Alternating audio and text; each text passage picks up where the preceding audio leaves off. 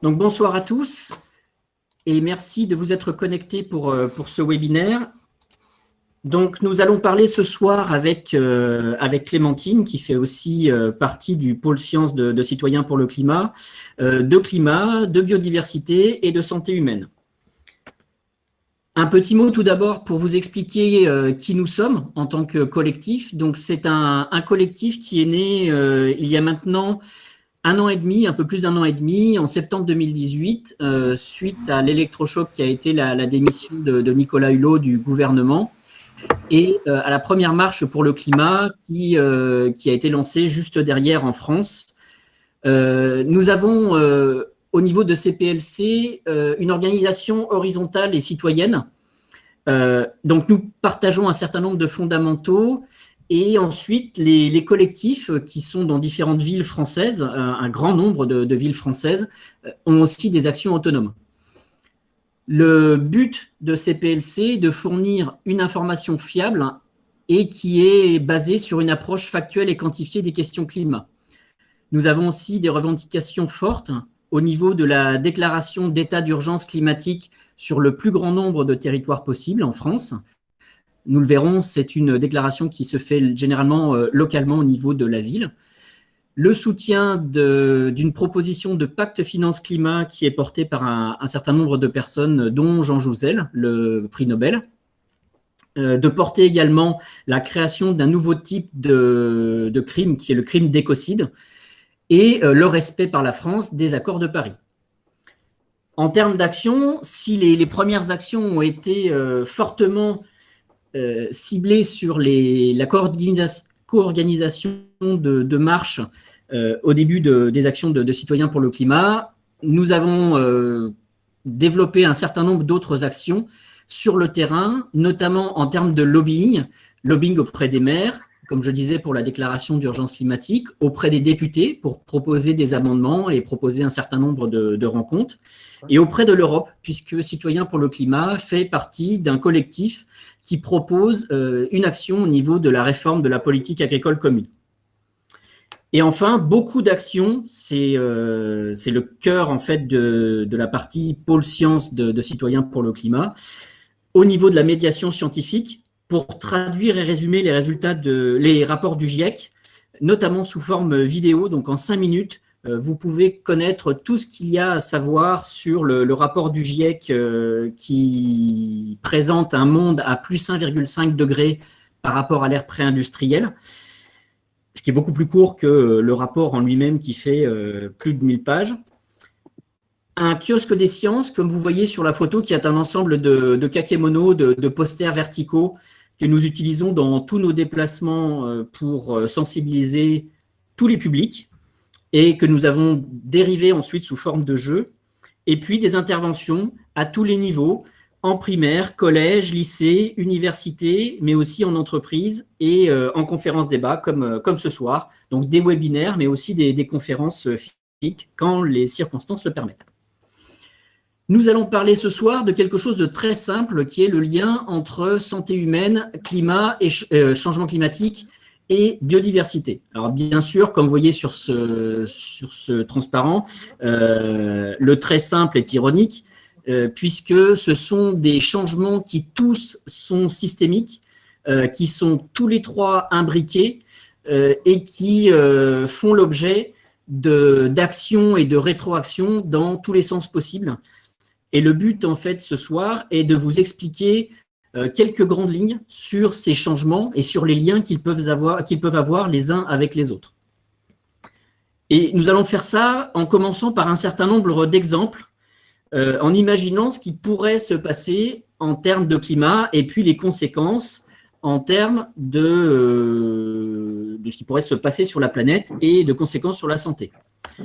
En commençant par le fait que une des hypothèses est que les pluies pourraient s'intensifier en quantité de précipitations par heure ou par jour, ce qui, bien évidemment, aurait pour conséquence d'augmenter le risque d'inondation, qui, il faut le savoir, est la catastrophe naturelle numéro 1 dans le monde. C'est celle qui touche le plus de personnes, et avec des résultats au niveau de la santé, comme des hypothermies, des infections bactériennes liées à la qualité de l'eau, et puis dans le cas d'inondations très fortes et dans lequel les habitats des personnes est complètement détruit, des possibilités d'atteinte mentale de type syndrome de stress post-traumatique.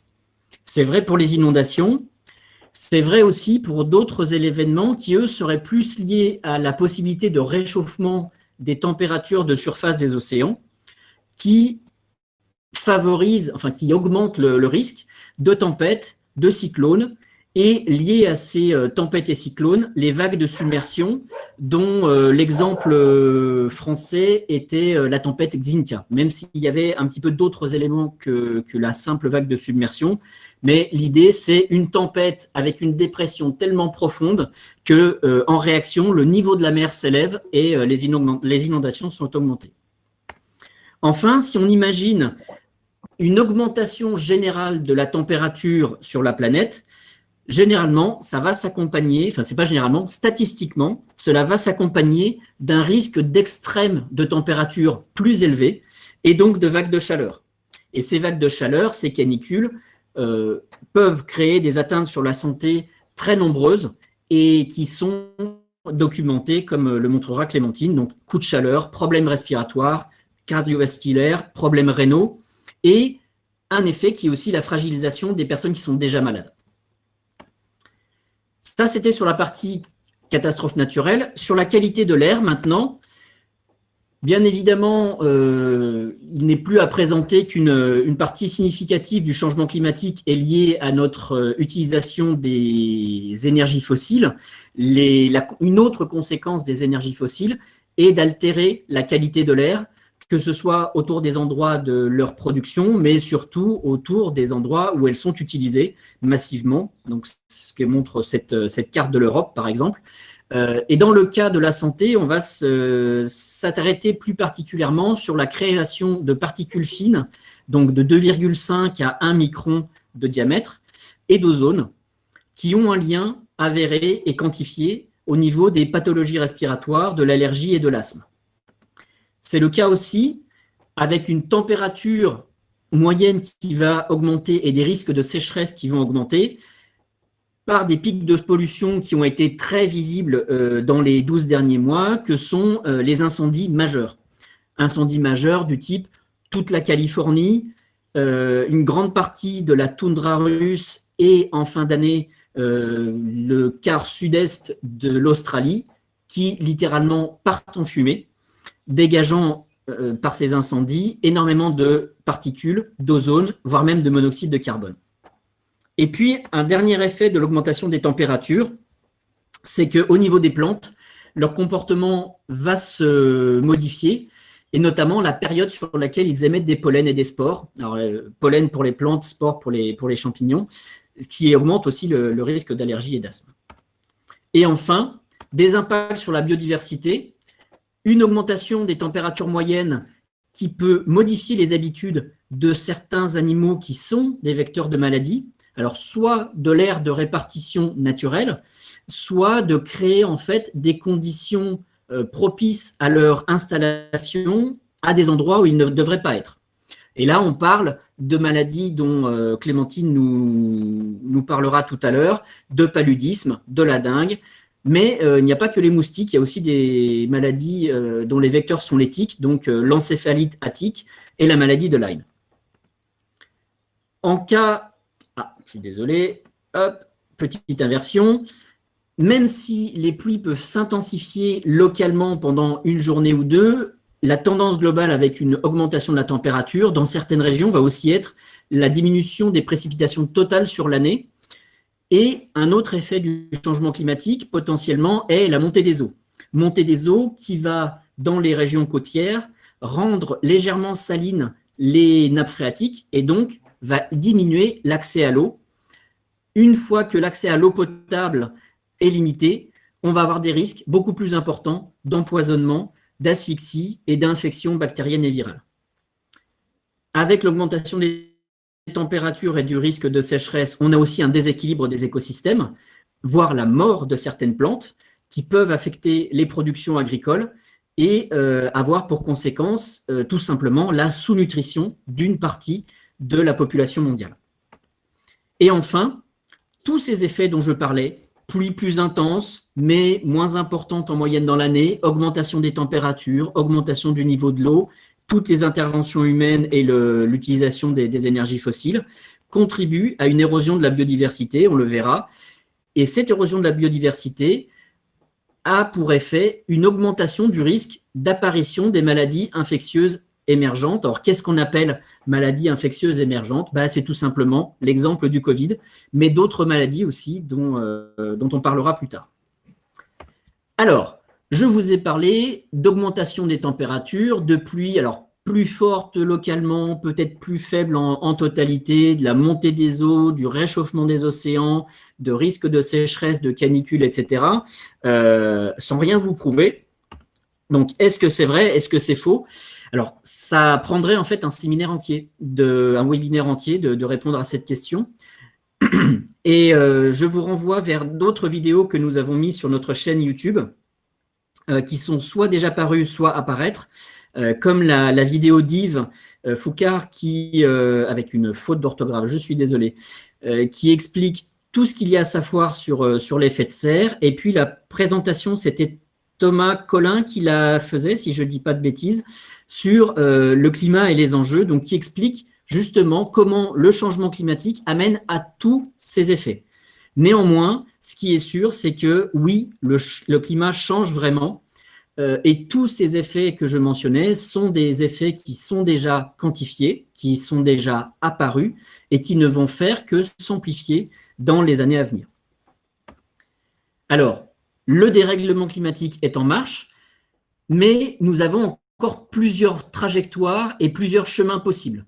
Et tous ces chemins sont liés à notre utilisation des énergies fossiles et en général à notre émission des gaz à effet de serre dans toutes les activités humaines. Donc, énergie fossile, mais aussi l'agriculture qui représente à peu près un quart de nos émissions de gaz à effet de serre, notamment par l'agriculture des ruminants. Donc, nous avons ces différents scénarios en nombre de tonnes de carbone émises dans l'atmosphère, et ces scénarios, par modélisation, nous amènent à un certain nombre de températures à laquelle nous arriverons à la fin du siècle. Alors, nous sommes aujourd'hui en 2018.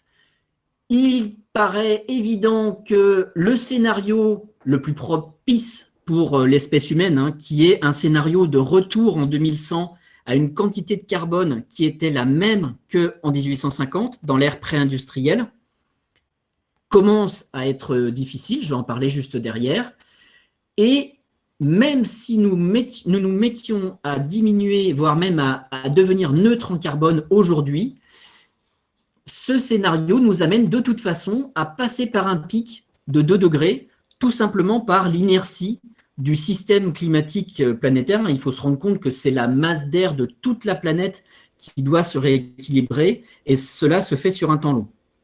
Si on ne fait rien, si on laisse les choses se dérouler exactement sur la même pente que ce qui est en train de se dérouler sur les dernières décennies, nous arrivons vers un autre scénario, le RCP 8.5, qui, lui, nous amène non pas à plus 2 degrés, mais plutôt à un réchauffement de l'ordre de plus 5, plus 6, plus 7 degrés, avec des conséquences qui seront majeures, plus que majeures, qui seront dramatiques. Aujourd'hui, entre 1850 et 2020, nous sommes à déjà un petit peu plus de plus 1 degré de réchauffement moyen. Exactement, nous sommes à 1,1 degré. Et les recommandations du GIEC qui sont incluses dans l'accord de Paris est d'essayer de maintenir ce réchauffement entre plus 1,5 et plus 2. C'est-à-dire que nous n'avons plus énormément de marge pour maintenir cet objectif. Et les quantités d'efforts pour maintenir ces objectifs sont connues, calculées et distribuées à tous les gouvernements. C'est d'ici 2030, c'est-à-dire demain matin, diminuer les émissions de gaz à effet de serre de 20 à en gros 50%. Donc imaginez tout ce qu'on a comme activité humaine, on divise ça par 2. Et une neutralité carbone entre 2050, ce qui est extrêmement proche, ou 2075 pour un pic à plus 2 degrés. Le problème, c'est ce qui est montré sur le graphe de droite. Ce sont l'augmentation des émissions mondiales annuelles de CO2 et il n'y a non seulement pas de diminution, ce qui serait nécessaire pour 2030, mais il n'y a même pas de début de ralentissement. Ce qui nous porte malheureusement sur la trajectoire du scénario RCP 8.5, c'est-à-dire un réchauffement de 5, 6, 7 degrés.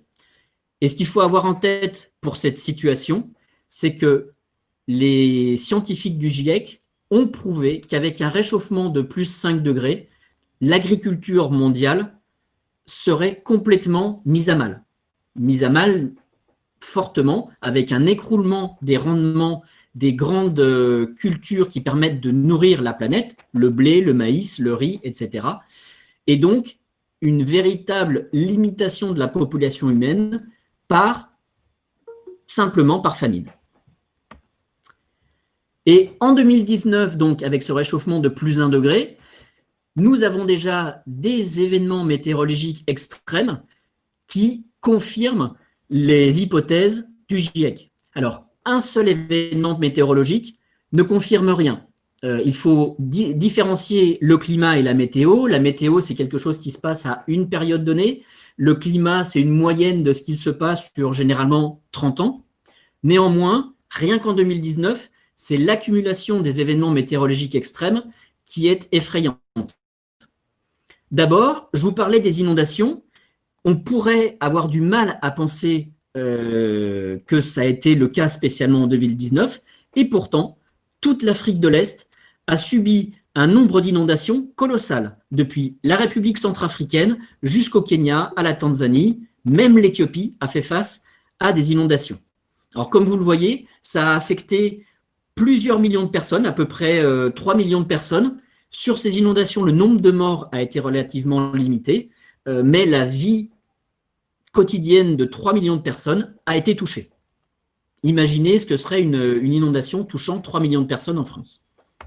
Bien évidemment, vous vous rappelez des 2 vagues caniculaires qu'il y a eu l'été dernier, en juin, plus en juillet, dépassant et atteignant malheureusement des records depuis que la France enregistre les températures sur son sol, atteignant par exemple le record à Creil l'année dernière était de 41,6 degrés en plein été. On parle de la Picardie, qui n'est pas spécialement connue pour son climat autour de 40 degrés. L'année dernière, il y a eu 3 jours au-dessus de 40, et ça a été le cas dans toute la France. Il y a des records de température qui ont été battus partout. Même un record de température historique de Toulouse, qui était à 44, a été battu. Et aussi un record de température la nuit, puisqu'il y a eu une nuit où la température n'est pas descendue en dessous de 30 degrés à Menton, si je ne dis pas de bêtises. Et malheureusement, cette canicule n'a pas été la seule. Il y a eu d'autres vagues de chaleur extrêmement importantes et aussi de sécheresse. Je pense qu'au mois d'août, vous vous en rappelez, au niveau du nord de l'Inde, il y a eu une canicule qui a duré 1 mois et qui là a fait complètement grimper les thermomètres, puisque dans la ville de Churu, qui a eu le triste record l'année dernière, la température est montée jusqu'à 50,9 degrés, ce qui est une température complètement effrayante et au point que les oiseaux mouraient en plein vol de chaud. En plus, sans arriver à ces extrêmes de température, sur toute l'Afrique du Sud, Namibie, Zimbabwe, il y a eu aussi des sécheresses qui là ont décimé la faune sauvage. Et enfin, de l'autre côté de l'équateur, sur toute la fin de l'année, l'Australie a fait face à une situation de sécheresse extrême. Et en fait, les incendies dont on a tous ces images en tête sur décembre et janvier qui sont arrivés en Nouvelle-Galles du Sud, donc on parle de 10 millions d'hectares qui sont partis en fumée.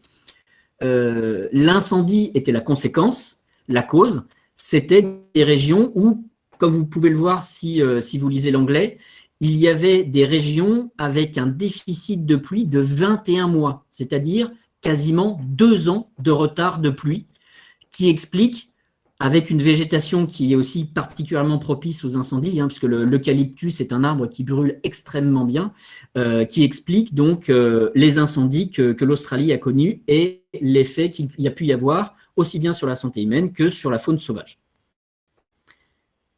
Ces éléments sur le climat étant posés, vous pouvez aller les rechercher en fait les informations un peu plus en détail, notamment sur les 2 derniers rapports du GIEC. Donc, le rapport spécifique sur les terres émergées et notamment l'utilisation des terres et l'agriculture qui mentionne et quantifie tout à fait cette augmentation de la fréquence des événements météorologiques comme les sécheresses, les incendies, les stress sur les approvisionnements d'eau potable et par conséquence les rendements agricoles, mais aussi les inondations, les tornades, les canicules. Et puis le rapport océan et cryosphère, donc les glaciers, qui explicite tous les impacts sur l'océan, son acidification, l'augmentation de sa température en surface, la fonte des glaciers et, par voie de conséquence, l'augmentation du niveau des océans. Et comme ces rapports sont quand même très significatifs, les rapports spéciaux sont de l'ordre de 700 à 800 pages au bas mot, CPLC vous propose des résumés de 6 à 8 pages de toute l'information, et ces 2 rapports, ces 2 résumés de rapports sont disponibles sur notre page. Donc maintenant qu'on a parlé du climat, je vais laisser la place à Clémentine pour aller un petit peu plus loin dans les liens entre ces événements climatiques et la santé. On a choisi de vous parler de 3. On a parlé de 3 différents types de pathologies et notamment de sélectionner les pathologies pour lesquelles il y avait le plus de documentation scientifique. On a revu la littérature qui a été publiée dans des journaux à comité de lecture. Pour commencer, il y a les maladies cardiovasculaires et respiratoires, et notamment infarctus du myocarde et accidents vasculaires cérébraux dont la fréquence et le risque augmentent avec les températures. Donc déjà de base, au-dessus d'une certaine température, 20-25 degrés, le risque de décès par infarctus du myocarde augmente de 1 à 3% par degré supplémentaire. En période de canicule, ce risque est bien largement augmenté. L'imprécision qui est présente, donc entre 7 et 16 degrés, dépend de comment on définit exactement une canicule. Mais ce qui est sûr, c'est que le risque de décès est augmenté et qu'en période de canicule, il y a également un risque de pic de pollution de l'air et que cette synergie entre les deux augmente encore le risque d'exacerbation d'asthme, de bronchopneumopathie chronique obstructive ou de maladies cardiovasculaires.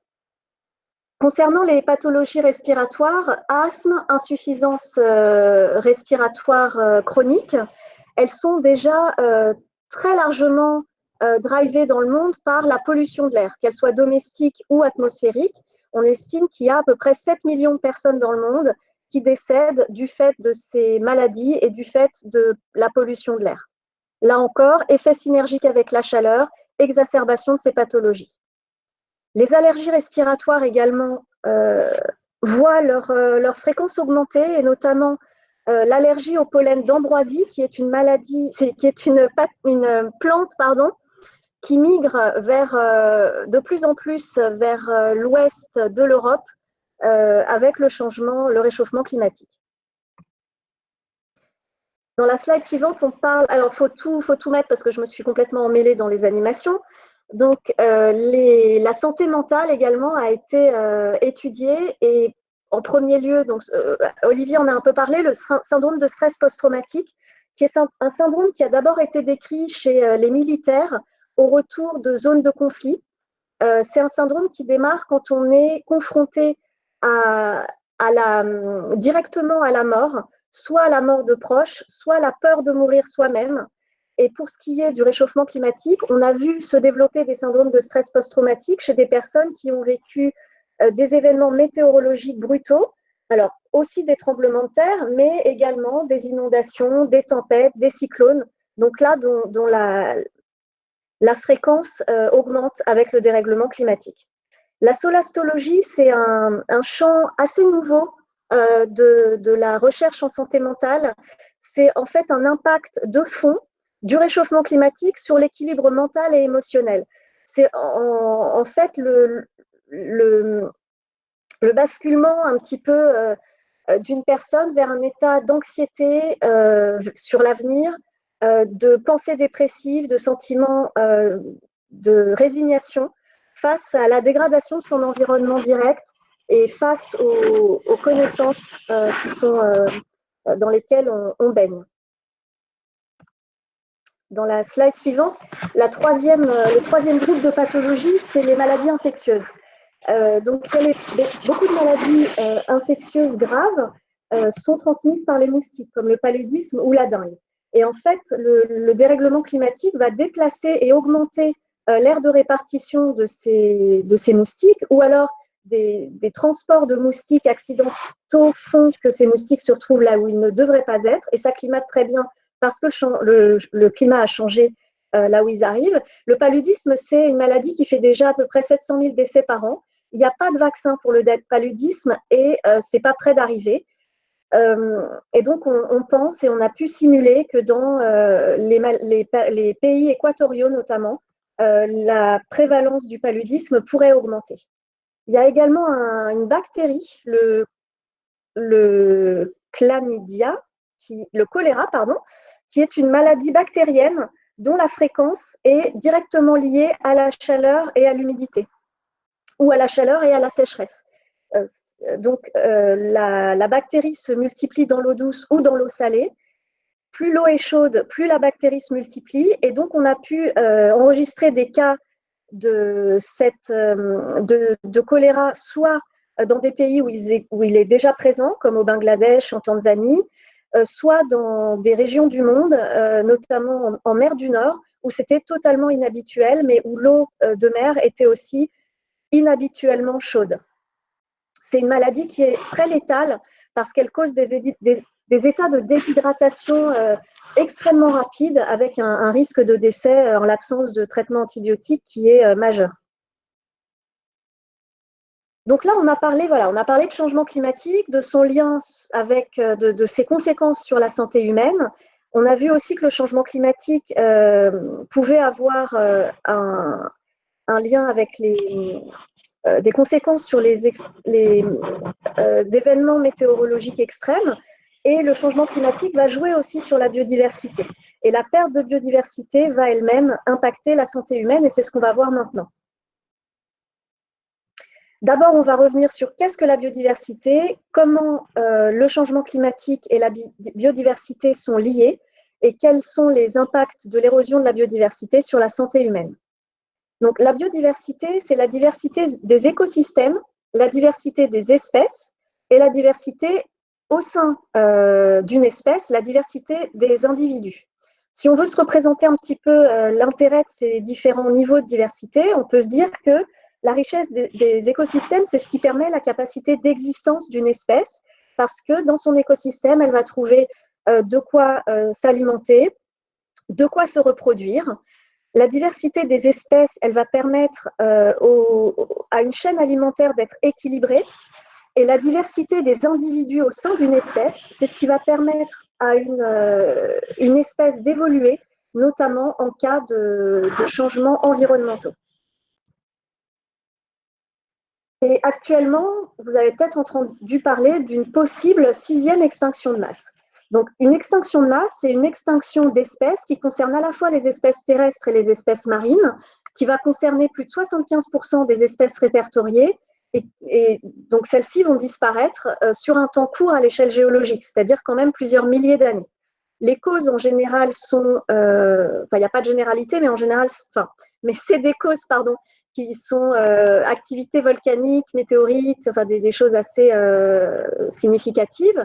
Les effets vont être l'augmentation du CO2 dans l'atmosphère, l'acidification des océans, donc des écosystèmes qui sont devenus plus compatibles avec la vie, en sachant que la vie, elle est apparue sur Terre il y a 3,5 milliards d'années, et que depuis l'apparition de la vie sur Terre, il y a eu 5 grandes extinctions d'espèces.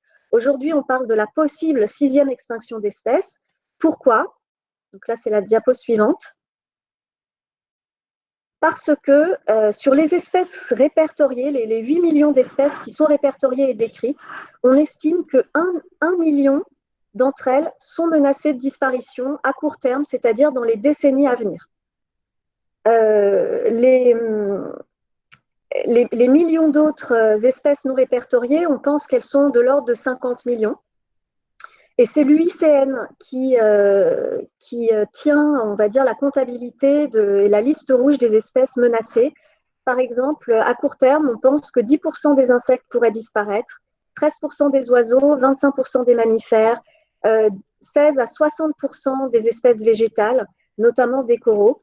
Et rien qu'en 2019, il y a un certain nombre d'espèces dont on pense qu'elles ont disparu, notamment le rhinocéros, bon ça on en est sûr, le rhinocéros noir d'Afrique.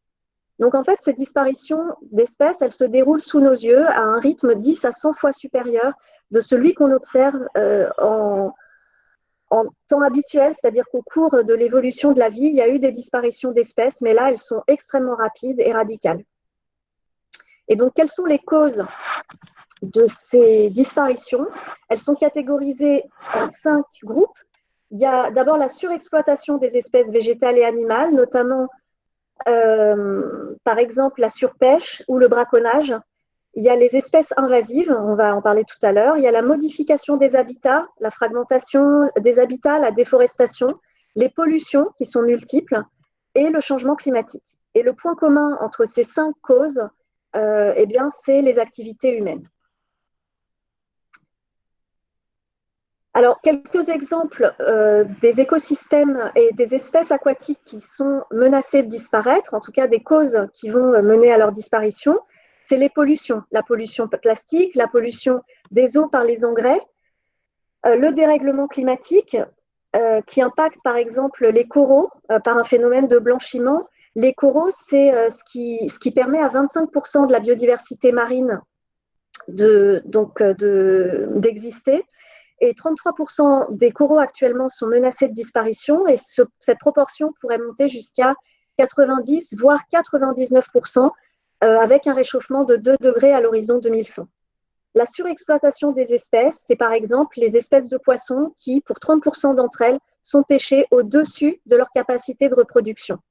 Les schémas de droite montrent qu'il est possible de quantifier la part respective des drivers de cette disparition. Chaque couleur correspond à une cause dont on a parlé tout à l'heure. Et ce qu'on peut voir, c'est que ces causes, elles sont à peu près également réparties, que ce soit pour les espèces d'eau douce, les espèces marines, et également pour les espèces terrestres. C'est la slide suivante. Pour lesquelles, là, on a pris quelques exemples qui sont le changement d'affectation des sols. Par exemple, depuis l'ère pré-industrielle, donc les années, fin des années 1800, 32% de la surface des forêts sur le globe ont disparu et cette disparition se poursuit encore aujourd'hui. La fragmentation des habitats, c'est quand on construit des autoroutes, quand on construit des aéroports, des villes qui vont couper, qui vont fragmenter un espace de vie de certaines espèces qui ne pourront plus migrer ou pour trouver de la nourriture ou pour se reproduire. Le braconnage est un problème majeur aujourd'hui qui a énormément de mal à être endigué. Et par exemple, il y a quelques semaines, 3,5 tonnes d'écailles de pangolin ont été saisies en Côte d'Ivoire, sachant que le pangolin est une espèce de petite taille et de poids assez faible. Je vous laisse faire le calcul du nombre de pangolins qu'il aura fallu tuer, massacrer pour donner lieu à ce tonnage. Les espèces invasives, c'est quelque chose qui a toujours accompagné les déplacements humains. Mais là, j'ai donné l'exemple, donc c'est quand même quelque chose qui a augmenté de 70% depuis les années 70. Et l'exemple que je donne ne date pas d'hier, il date en fait de la colonisation de l'Australie par les Anglais qui ont voulu, pour pouvoir chasser, introduire le lapin de Garenne.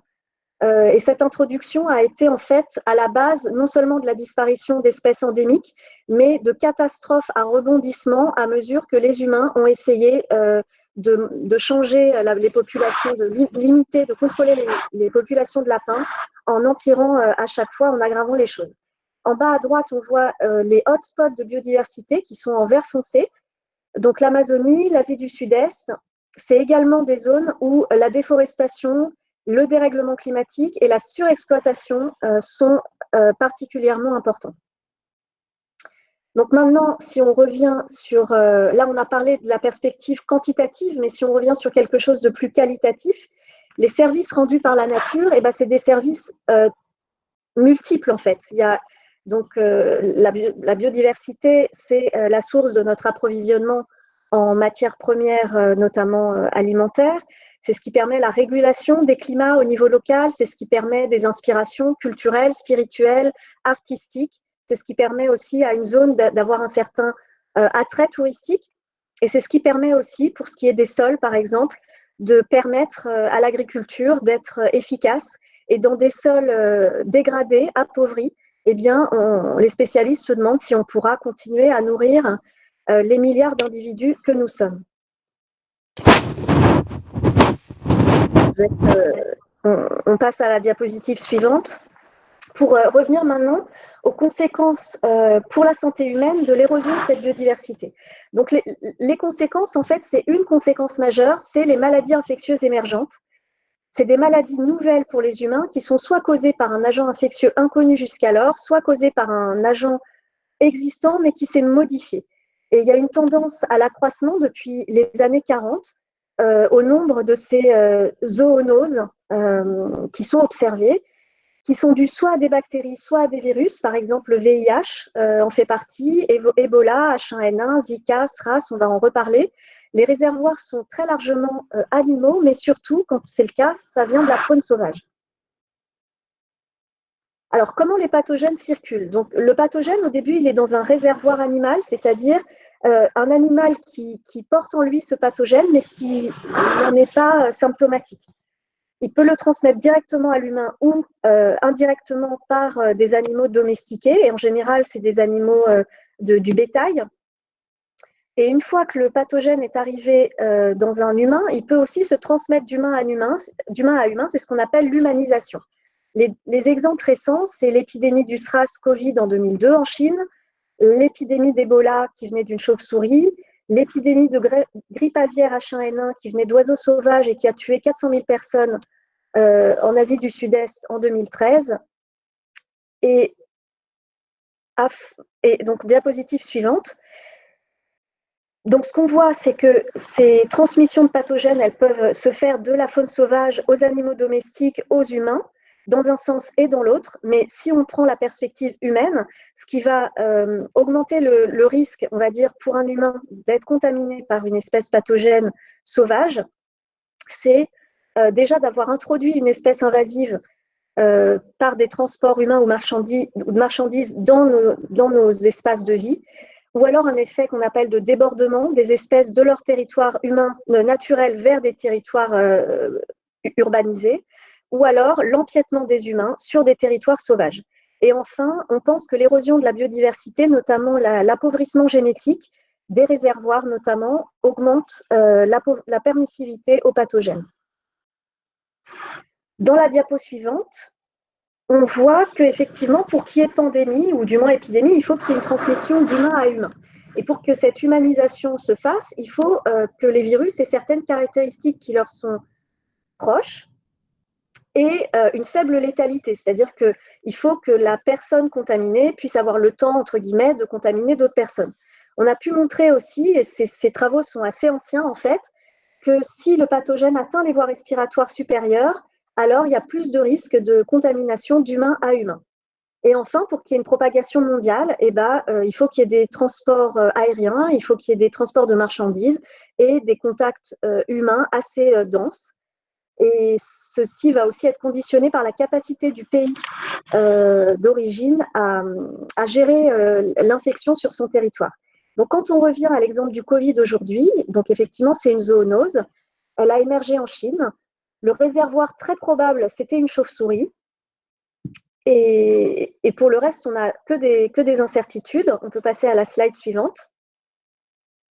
Donc, en faisant un petit peu la revue de la littérature, on s'est rendu compte que toutes ces choses-là, que le Covid semble nous apprendre, en réalité, on le savait déjà. Ça fait plus de 20 ans que les publications s'accumulent et qui montrent que l'appauvrissement de la biodiversité a un impact majeur et direct sur la santé humaine et les activités humaines. et que plus les réservoirs sauvages vont être amenés à disparaître en quantité, plus leur patrimoine génétique va disparaître, plus nous serons des hôtes potentiels pour ces pathogènes et nous serons d'autant plus permissifs à ces hôtes que nous l'étions jusqu'à présent. Ces épidémies, elles semblent venir des hotspots de biodiversité dont on parlait tout à l'heure, elles semblent se rapprocher dans le temps et elles semblent être bien sûr favorisées par les transports aériens, le transport des marchandises. Et Olivier, je crois que je te repasse la parole. Donc oui, effectivement, Clémentine, je reprends la balle une fois que le micro est allumé. Et comme tu nous le dis, nous avons toutes les chances de penser que tant que notre impact sur le vivant et sur le climat reste le même, les causes qui sont derrière l'émergence des maladies émergentes infectieuses, des maladies infectieuses émergentes, pardon, MIE, eh bien cette probabilité d'émergence ne peut qu'augmenter. Donc la question et le but de la fin de cette présentation, c'est de savoir un petit peu si on sait ce qu'il faut faire, comment on peut diminuer notre impact. Alors tout d'abord, ce qu'il faut savoir, c'est qu'au niveau de l'organisation de nos sociétés, il va falloir s'adapter. C'est nécessaire et en plus, c'est complètement décrit dans les rapports du GIEC. Il va falloir adapter les systèmes de santé. Et on l'a bien vu avec le cas du Covid, ça ne touche pas que les pays en voie de développement. Il y a des choses à faire ou à arrêter de faire dans nos pays industrialisés. Et puis, des choses à faire sur les politiques de santé publique. Donc, ça peut être des systèmes d'alerte précoce. Et dans le cas du Covid, on peut dire que la situation a plutôt émergé rapidement avec une propension plus importante, peut-être pas une transparence parfaite, mais en tout cas une alerte rapide venant de Chine, ce qui n'avait pas forcément été le cas en 2002-2003. Des programmes sanitaires et épidémiologiques, notamment des programmes de vaccination, hein, tout simplement. Mais quand les vaccins existent, et comme le disait Clémentine, sur le cas de certaines maladies infectieuses, cela fait 50 ans qu'on cherche et on n'a toujours pas de vaccin typiquement sur la maladie infectieuse la plus mortelle qui est le paludisme, de l'éducation pour former toute la population au bon comportement à adopter, et puis l'amélioration des systèmes de gestion de crise, puisque de toute façon, que ce soit au niveau climatique, maladies infectieuses émergentes ou impact sur la biodiversité, on voit bien que les risques, d'une manière générale, augmentent de tous les côtés, tant que notre impact ne diminue pas. Alors, donc ces méthodes d'adaptation, on sait qu'elles fonctionnent. Il y a des exemples, je vais en donner deux, notamment avec le Bangladesh qui, entre autres catastrophes qui puissent arriver sur ce pays malheureusement, est soumis à un certain nombre de cyclones assez régulièrement, des cyclones notamment de catégorie 4, donc c'est quasiment les plus gros cyclones qui existent. Et je vous donne sur le côté droit de la présentation le nombre de morts lors d'un cyclone de catégorie 4 en 1970, 91 et en 2007. Des cyclones qui ont été choisis par les scientifiques qui ont fait ces études par leur similarité en termes de puissance. Vous pouvez voir qu'en 1970, avec strictement rien qui était mis en place au Bangladesh pour faire face à ce type de cyclone, le nombre de morts est d'1 demi-million, donc un chiffre complètement effarant. 20 ans plus tard, ce chiffre était tombé à 140 000 par la mise en place d'un certain nombre de mesures, et seulement pour exactement la même puissance de cyclone, 3 400 en 2007. Donc, en un peu moins de 40 ans, par la mise en place de systèmes d'alerte pour les cyclones de haute technologie, on les voit arriver, on les voit évoluer au niveau des satellites, mais aussi des choses toutes simples, comme le fait qu'un certain nombre de personnes soient désignées pour aller passer de proche en proche l'information d'un village à l'autre, l'éducation de la population et la construction de réseaux d'abris contre les cyclones. Il est possible d'abattre complètement le nombre de morts lié à un événement climatique majeur et sur lequel l'humain pourrait en premier lieu paraître complètement démuni. L'autre chose, c'est les canicules en France. Bien évidemment, la canicule de 2003 a énormément marqué les esprits avec ses 15 000 morts, Il ne faut pas oublier que 3 ans plus tard, il y a eu une seconde canicule, enfin une canicule supplémentaire qui a été un tout petit peu moins importante, mais qui était quand même significative et pour laquelle les modèles, en comparaison avec celle de 2003, donnaient un risque d'environ 6 000 morts.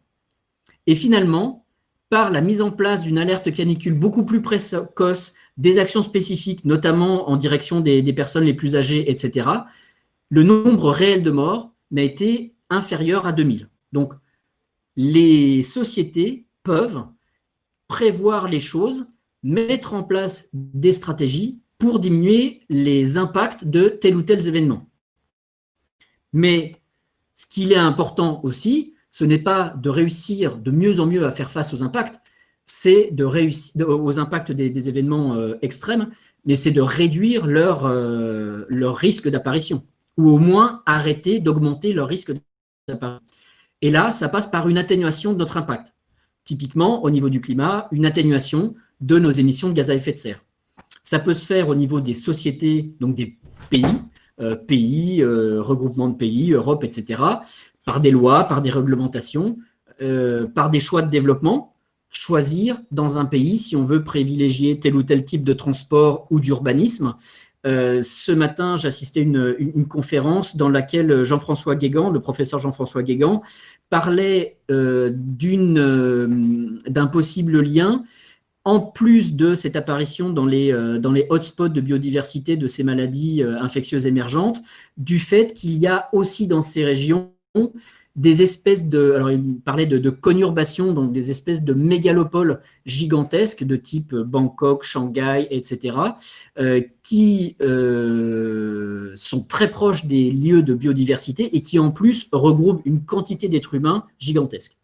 Des choix dans notre alimentation, je vais y revenir, et puis tout simplement, au niveau de l'alimentation, ces accords de libre-échange, où on parle de l'autorisation et même de la facilitation de vente de dizaines de milliers de tonnes de produits animaux, typiquement plusieurs dizaines de milliers de tonnes de viande de bœuf, par exemple, avec des pays très éloignés comme le Canada ou le Mexique. Ce genre de choix a un impact sur le climat.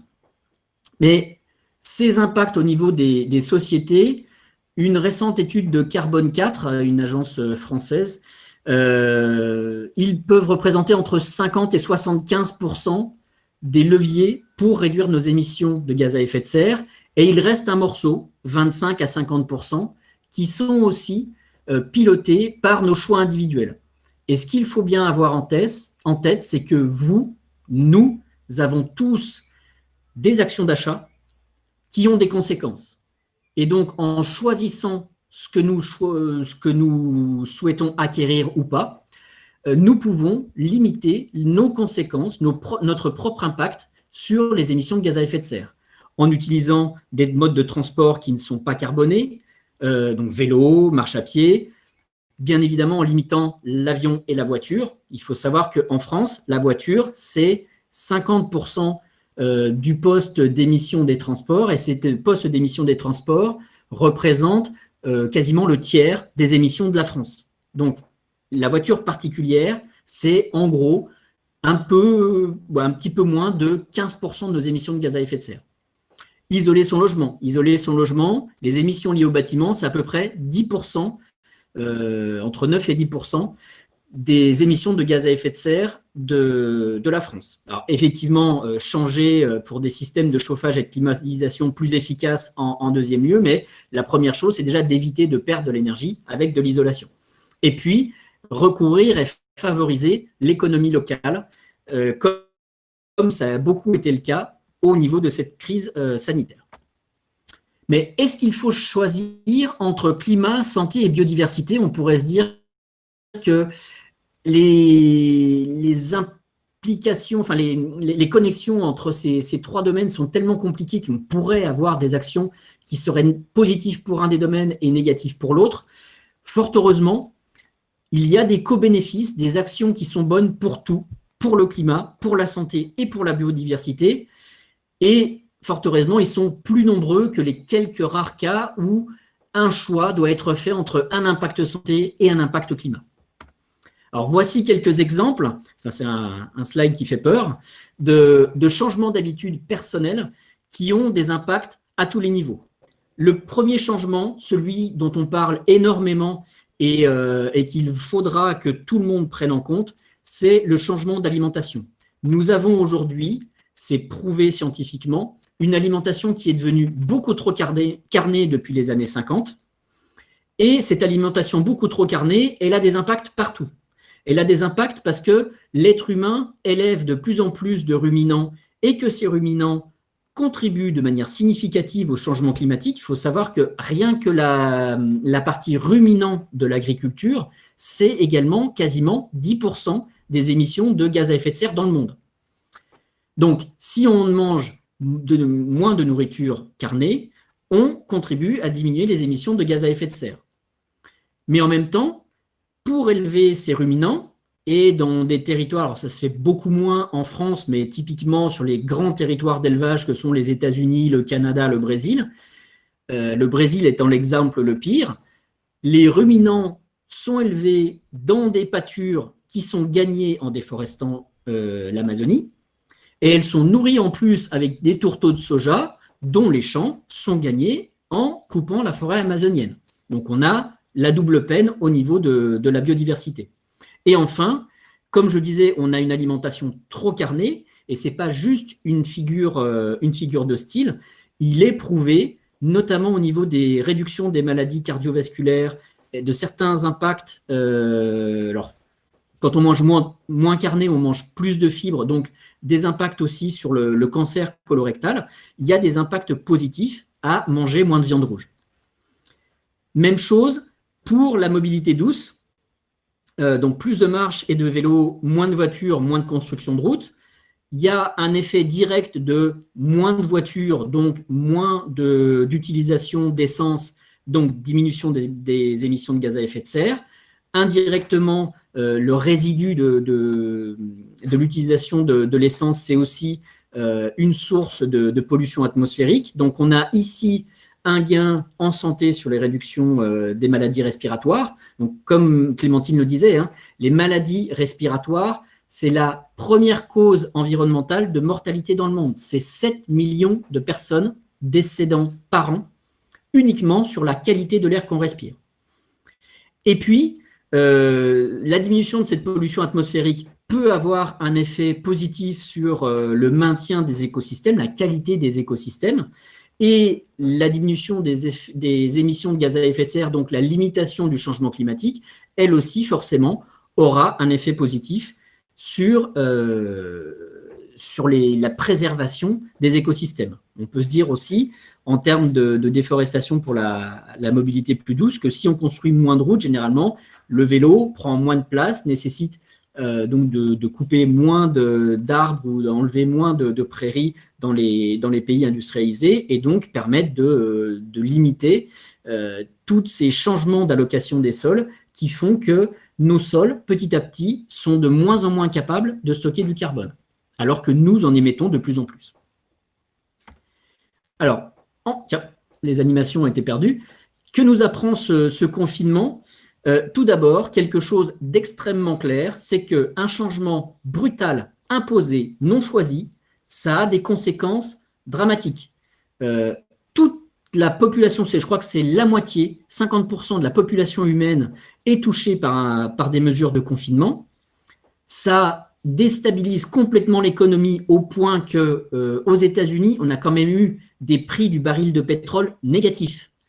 Ce qui va avoir des conséquences économiques derrière au niveau de ceux qui investissent beaucoup dans les énergies fossiles et notamment les banques, des manques à gagner et des impacts économiques en domino dont on ne sait pas encore quelle va être l'ampleur, et bien évidemment des changements aussi radicaux, puisque pour vous donner un ordre d'idée, ce qu'il faudrait atteindre en 2100, c'est une réduction de notre empreinte climat d'un facteur 6. Donc, en gros, par rapport à aujourd'hui, sur les émissions de gaz à effet de serre que nous avons, il faudrait diviser par 6.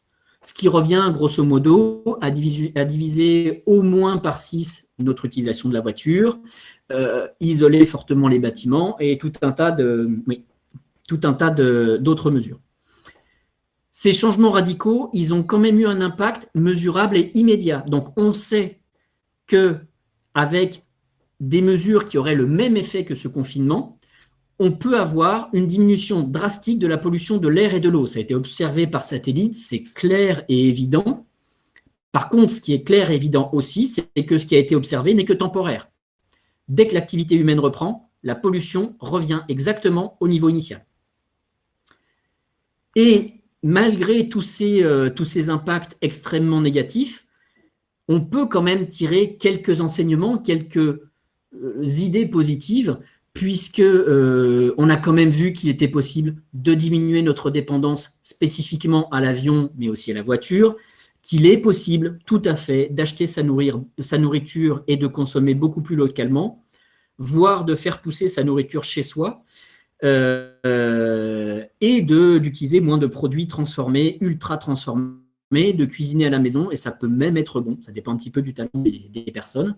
Mais nous avons vu que c'était possible, nous avons vu que si on attend que ce soit le climat qui nous impose les choses, ce sera extrêmement dévastateur, ce sera dévastateur en plus en commençant par les personnes les plus fragiles, les pays les plus fragiles, puis les personnes les plus fragiles dans les pays développés. Et les solutions, les grandes pistes, elles sont connues, elles sont publiées. Et donc, j'espère que ce séminaire vous engagera dans la voie d'encore plus d'efforts. Je suis sûr que vous en faites déjà beaucoup pour modifier vos comportements, parce que c'est notre comportement au quotidien qui est à l'origine de tout ça.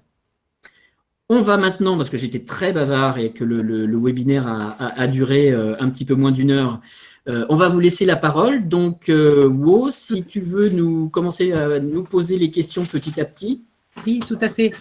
Vous avez été très nombreux à proposer des remarques. Ce qu'on a fait avec Thomas, c'est qu'on a classé ces remarques pour lancer des discussions. Donc, je ne vais pas lister les remarques.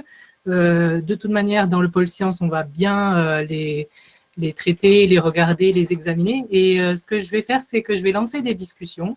Au moment où vous souhaitez prendre la parole, vous tapez étoile dans le chat et je vous laisse faire vos remarques à l'oral en activant votre micro. Donc, la première discussion, elle concerne l'introduction du webinaire. Il y avait un groupe de remarques qui permettait de se poser la question de quelle précision on a sur les modèles, sur les précipitations, donc sur les modèles de projection. Tu vois, Olivier? Oui. Ouais. Alors, la précision exacte est toujours donnée, c'est-à-dire que quand une phrase et un impact est donné dans un rapport du GIEC, il est toujours accompagné d'un indicateur de la solidité des preuves et d'un indicateur de la certitude que tel effet va avoir lieu ou pas. Donc là, il faudrait que je retrouve exactement la phrase dans le rapport du GIEC correspondant. Donc je peux la retrouver et la mettre en ligne, il n'y a pas de souci, puisque effectivement les rapports du GIEC sont écrits avec extrêmement de précaution sur cet aspect-là. C'est-à-dire qu'un effet va être considéré comme probable quand il a plus de 2/3 de chances d'arriver, très probable quand il a plus de 90% de chances d'arriver, et tout à fait probable quand il a plus de 95% de chances d'arriver. Et typiquement, une des phrases du rapport du GIEC qui est de l'ordre de grandeur de 95%, c'est que le changement climatique est majoritairement issu des activités humaines. Ça, depuis le début des années 2000, les rapports du GIEC se sont mis d'accord sur le fait que c'était avec une probabilité au-delà de 95%, donc il n'y a pas besoin d'aller chercher un autre coupable, c'est l'homme en très grande majorité. Parfait. Donc je rechercherai l'info. Oui, il y a Bernadette qui veut peut-être prendre la parole à ce sujet. Je vous laisse activer votre micro et répondre, si vous voulez bien. Bon, il est activé. Non, c'est Yves. Oui, bonjour Yves. Je réponds un peu, si tu veux, à la question qui t'est posée là en ce qui concerne la qualité de la prévision sur les précipitations. Il faut savoir quand même que la prévision des précipitations est beaucoup plus compliquée que la prévision de température. Autrement dit, si on a 95% sur la température, on ne les a pas du tout sur la prévision des précipitations. Ce n'est pas quelque chose de vraiment très, très solide, quoi. Ce qui est solide, c'est qu'on aura à peu près le même taux de précipitation globalement sur la planète. Et ça se comprend assez bien, parce que de toute façon, la durée de vie de l'eau, de la vapeur d'eau dans l'atmosphère est limitée, hein. Et on aura donc à peu près le même taux de précipitation. Par contre, on aura une répartition dans l'espace et dans le temps qui ne va pas être identique à ce qu'on a maintenant. Mais ça, on est à peu près sûr de ça. Au-delà de ça, on ne sait pas trop. On sait par exemple que la région autour de la Méditerranée, ça va être plus sec que ça n'était jusqu'à maintenant. Mais on pense que les précipitations extrêmes seront plus fortes, que dans les régions où il y avait des précipitations fortes, on aura tendance à avoir des précipitations encore plus fortes. Voilà à peu près ce qu'on peut savoir. Et puis dans les régions sèches, ce sera encore un peu plus sec. Parfait, merci beaucoup. On va ouvrir un autre sujet de discussion qui concernait les liens entre changement climatique et santé. Il y avait plusieurs remarques dans cette catégorie. Quelle résilience de nos sociétés face aux instabilités ainsi qu'aux maladies mentales? Peut-être que vous voulez ouvrir, Olivier, Clémentine. C'est le domaine de Clémentine. Donc, Clémentine. Donc, la résilience des systèmes de santé, elle est au cœur, effectivement, des discussions politiques et puis même citoyennes sur comment un système de santé déjà à bout de souffle va pouvoir faire face aux enjeux à venir.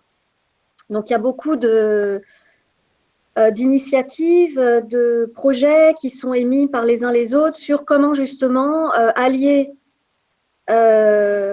réforme du système de santé d'une façon aussi acceptable par les soignants et rendre le système de santé capable de faire face à des crises qui vont, qu'elles soient liées aux maladies émergentes ou à d'autres facteurs, qui vont se répéter et devenir de plus en plus fréquentes. Mais moi, je n'ai pas la réponse là comme ça, par contre. Alors, il y a Raphaël qui te pose la question. Est-ce que tu pourrais lui expliquer l'effet physiologique d'une forte température ou bien d'un fort taux d'humidité? Elle aurait entendu parler d'une recondensation dans les poumons. Je ne sais pas si tu as des billes sur ça. Chez les humains? Je vais peut-être lui demander de préciser la question. Ce que je sais, c'est plutôt pour la chaleur. L'humidité, c'est un petit peu pareil. C'est-à-dire que le corps humain, il va lutter contre la chaleur de plusieurs mécanismes, soit en transpirant, donc c'est-à-dire qu'on va faire circuler au maximum on va utiliser au maximum les capillaires sanguins, les tout petits vaisseaux sanguins extérieurs pour que l'eau puisse s'évaporer. Quand l'humidité de l'air est très importante, forcément, l'eau ne peut plus s'évaporer. C'est ce qu'on ressent quand on est dans des climats humides. On a l'impression d'être mouillé. C'est tout simplement que en fait, notre transpiration reste collée à la peau puisque l'eau ne peut plus s'évaporer. Il y a aussi des phénomènes de convection, d'autres phénomènes physiques un peu différents. Mais tout ça, ça met à mal le système cardiaque parce que finalement, c'est le cœur qui est la pompe qui va permettre au sang de circuler, d'aller dans tous les endroits, par tous les moyens, essayer d'améliorer le système de transpiration. Et également, c'est un stress parce que, pour le cœur, parce que l'hyperthermie est un stress pour le corps, et donc il y a des réactions neurovégétatives qui vont stresser le cœur. Après, pour l'histoire de l'hypercondensation, ça ne me dit rien, mais je peux me renseigner. Ok, merci beaucoup. Est-ce qu'il y en a d'autres qui veulent intervenir sur ce thème résilience de nos sociétés face aux instabilités et aux maladies mentales? Est-ce qu'il y en a qui ont des réflexions ou des questions? Peut-être pour compléter sur les maladies mentales, il y a des maladies mentales, on va dire, qui vont émerger ou dont la fréquence va augmenter. Mais ce qu'on sait dès aujourd'hui, c'est que les patients psychiatriques sont beaucoup plus fragiles face aux événements météorologiques, par exemple, extrêmes, parce qu'ils auront beaucoup plus de mal à s'adapter, beaucoup plus de mal à faire face, à demander de l'aide, et que donc c'est une population fragile en tant que telle. On a donc en santé mentale, en psychiatrie, des plans d'action spécifiques auprès des patients pour aller leur rendre visite, pour leur rappeler de boire, pour leur rappeler de prendre des douches quand il fait très chaud, etc. Et ces mêmes mesures devront être, ces mêmes mesures, on va dire, d'adaptation de la communication devront se faire également pour ce qui est des mesures barrières, etc. Donc, c'est une population fragile, en fait, qui nécessite une adaptation des modes de communication et de défense. Ok. Donc, plusieurs questions en plus supplémentaires sur ce sujet. Donc, Raphaël qui disait qu'il était question qu'il y ait des zones non vivables en fonction de la saison liées à ce phénomène. Ensuite, il y a une question sur la 5G. Est-ce que la 5G est liée à des troubles mentaux, Clémentine? Alors, il y a tout un travail qui est fait chez Citoyens pour le climat sur la 5G et je vous engage à suivre nos actions. Pour ce qui est du lien entre les ondes téléphoniques et la santé, rien n'a été établi. Donc là encore, c'est des années de recherche. Donc il y a pas aucune, il y a des études très contradictoires sur le sujet. Il n'y a pas du tout de consensus. Donc pour l'instant, malheureusement, je ne peux pas affirmer quoi que ce soit sur le sujet. D'accord, très bien. Pour la santé. Pour la santé, bien sûr. Le travail qu'on est en train de faire chez Citoyens pour le climat aborde davantage les aspects de consommation énergétique, économique, etc. Utilisation de matières premières pour Exactement. refaire tout un réseau d'antennes. Et effectivement, là, il n'y a aucun doute sur l'aspect négatif en termes de résultats d'émissions supplémentaires sur la 5G. La 5G privilégiant les vidéos en streaming qui sont l'élément dans l'informatique qui est le plus consommateur d'énergie et donc de générateur d'émissions de gaz à effet de serre. Donc, en attendant que le document de Citoyens pour le climat sorte, les équipes sont en train de travailler, François notamment, je ne sais pas s'il est connecté, et il y a 2 rapports qui sont disponibles au grand public sur le site de carbone4.com, qui est l'agence de consultance en fait carbone de Jean-Marc Jancovici, sur l'impact du numérique en général, pas de la 5G spécifiquement, mais l'impact du numérique en général. Ils en ont fait un en 2018 où ils disaient « Ouh là là, le numérique, c'est quand même quelque chose qui est en train de grandir et c'est sérieux ». Et ils en ont refait un l'année dernière où ils se sont rendus compte que la vitesse de croissance était même plus élevée que ce qu'ils pensaient, au point que le numérique, si je ne m'abuse, mais je redonnerai le chiffre exact, est autour de 3% des émissions de gaz à effet de serre, et alors qu'il ne représentait quasi rien il y a 10 ans. Donc c'est en train de devenir un problème véritable. Ok. Donc il y a une question sur les médicaments. Est-ce que ça... Alors, je ne comprends pas tout à fait la question parce que je n'arrive pas à la rapporter à un thème. Je vais prendre la suivante pour l'instant. Est-ce qu'en marge des maladies mentales, est-ce que les changements climatiques vont alimenter les extrémismes politiques? Question de Régis. En CF, il parle des maladies mentales des Américains. Non, mais avec un petit peu de détergent dans les poumons, ça se passe bien. Donc, on parle, là, c'est maladie mentale ou c'est crise politique? C'est une question ou 2 questions? C'est un peu les deux à la fois. Je pense qu'il essaye de poser la question de est-ce qu'on voit une liaison entre les changements climatiques et des crises politiques. Voilà, c'est ça. Alors là, je vais vraiment répondre très rapidement parce que c'est absolument pas mon sujet. Il y a beaucoup de... le GIEC en parle, hein. Il y a tout un groupe de travail qui parle plus des conséquences sociétales du dérèglement climatique. Ce qu'on dit, mais je ne l'ai pas vérifié moi-même, c'est que les guerres actuellement qui se passent au Proche-Orient, notamment en Syrie, sont des guerres climatiques au sens où elles concernent essentiellement des histoires de ressources en eau, etc. Bon, tout ça, c'est de la géopolitique, mais c'est quelque chose qui est prévisible, que si les ressources en eau et les zones agricoles diminuent en ressources et que notre nombre continue d'augmenter, il y a fort à parier que des crises vont apparaître, mais je ne suis pas du tout spécialisée dans ce domaine. Merci. Ce n'est pas forcément lié à la santé mentale en général, mais je n'ai peut-être pas suffisamment insisté sur l'introduction. Les conditions du changement climatique telles qu'elles pourraient être si on reste sur notre trajectoire actuelle, c'est un manque d'eau potable et de nourriture, donc des zones qui deviennent non vivables pour les humains, pas parce qu'il fait trop chaud, mais tout simplement parce que ni les humains ni les animaux ne peuvent y vivre par manque de nourriture. Et ça, forcément, ça va mener à des conflits. Je vous laisse vous rappeler l'impact qu'a pu avoir 6 millions de déplacés syriens sur tous les systèmes politiques, les rapports de force politiques en Europe. À l'horizon de 2050, le GIEC annonce un nombre de réfugiés politiques de 1,5 milliard. Climatique, réfugiés climatiques. Réfugiés climatiques, 1,5 milliard.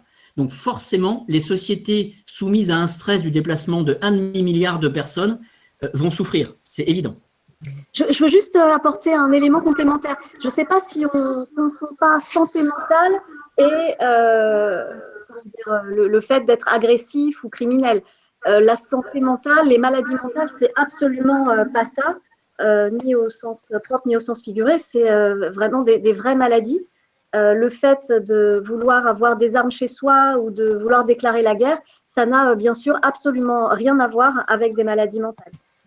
Je pense que oui, c'était important de faire cette distinction parce que comme ça, on cadre bien le sujet. On va passer à un autre sujet de discussion qui est revenu pas mal et qui semble important. Donc, ce sont les liens entre perte de la biodiversité et santé. Et il y a une discussion possible sur le thème de l'agriculture et du changement climatique. Et donc, je vais poser le thème. Étant donné l'usage des sols liés à l'agriculture qui ont été mentionnés et les impacts du climat et de la biodiversité, quel usage on peut faire des sols et pour quels impacts, pour quels co-bénéfices? Alors là, je vais prendre la balle au bon parce que j'ai les chiffres en tête de notre poster qui est… Alors tout ça, c'est synthétisé dans le poster qui est sur notre site qui a un nom un petit peu barbare. Il s'appelle AFOLU. Donc c'est agriculture, foresterie et autres usages des sols. Ce qu'il faut savoir, c'est que si on exclut les zones de désert, de glaciers, etc., la moitié des terres émergées sont actuellement utilisées à des fins agricoles. Les zones de forêt, c'est 35%. Dans ces 50% de terres utilisées pour l'agriculture, 80% sont utilisées soit pour les animaux, soit pour leur fourrage. Donc, bien évidemment, quelle peut être l'utilisation des sols, etc. La pression d'utilisation des sols au niveau de l'alimentation animale est colossale. Alors, ce qu'il faut savoir aussi, c'est que toute zone où on peut réussir à faire pâturer des animaux n'est pas forcément bonne pour l'agriculture végétale, mais tout de même, 80% de l'espace agricole est utilisé pour ça. Et dans les 20% qui restent, on a quand même des surfaces colossales qui sont utilisées en monoculture avec large utilisation d'engrais, avec détérioration des sols.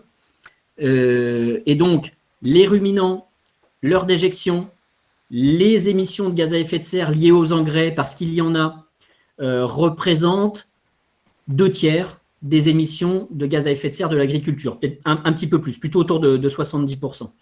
Donc clairement, il y a un enjeu pour nourrir 8,5, 9 milliards d'êtres humains de repenser l'agriculture. Et c'est pour ça que Citoyens pour le climat, rien qu'à l'échelle européenne, est actif sur le collectif autour de la prochaine politique agricole commune, parce que c'est un enjeu véritable et absolument majeur. Parfait. Merci beaucoup. Je vais passer la parole à Anna qui a demandé la parole. Est-ce que vous pouvez activer votre micro? Oui, alors comme je dis, c'est pas Anna, c'est un de mes enfants, donc moi c'est Séverine. Oui, pardon.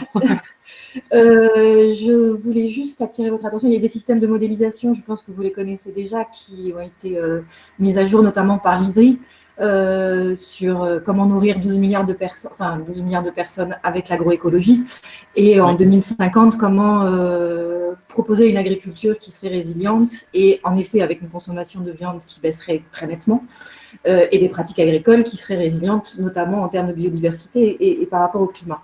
Je voulais juste vous alerter sur une chose, là, par rapport à ma petite échelle. Moi, je suis productrice de fruits et légumes en Ariège, donc on est très préservé par rapport au Covid et par rapport à… Mais simplement sur les ressources alimentaires qui existaient sur le département. Il y a quand même des productions hyper diversifiées sur le département et on n'est pas en mesure d'alimenter notre propre population.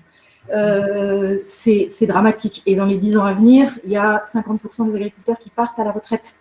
Oui. Donc, il faut vraiment, c'est un sujet fondamental, majeur, et qui sera vraiment l'enjeu de la décennie à venir, oui. Que ce soit en termes de climat, de biodiversité et d'alimentation. Voilà, c'était juste ça que je voulais dire. Tout à fait. Et les agriculteurs ne représentent plus que 3% de la population, selon… Ah non, même pas, 1%. 1%. On n'est plus que 490 000 en France. C'est ridicule. C'est ridicule, c'est ridicule, et la moitié par an. Voilà, et ça explique aussi pourquoi il y a ce thème est si peu présent dans le débat, parce que en fait, on est, enfin, l'expression, excusez-moi, va peut-être paraître un peu violente, mais dans une société complètement hors sol, et, oui. Et ce contact par rapport à la terre n'existe plus, et donc n'intéresse plus non plus les gens. Même si, bon, on a l'impression d'en parler un peu, mais c'est vraiment pour moi l'enjeu fondamental des années à venir. Voilà, merci de m'avoir donné la parole. Je vous en prie, c'est tout à fait normal. Je vais passer la parole à Régis qui voulait intervenir aussi sur ce thème. Oui, bonjour, vous m'entendez? Oui. Oui, on t'entend.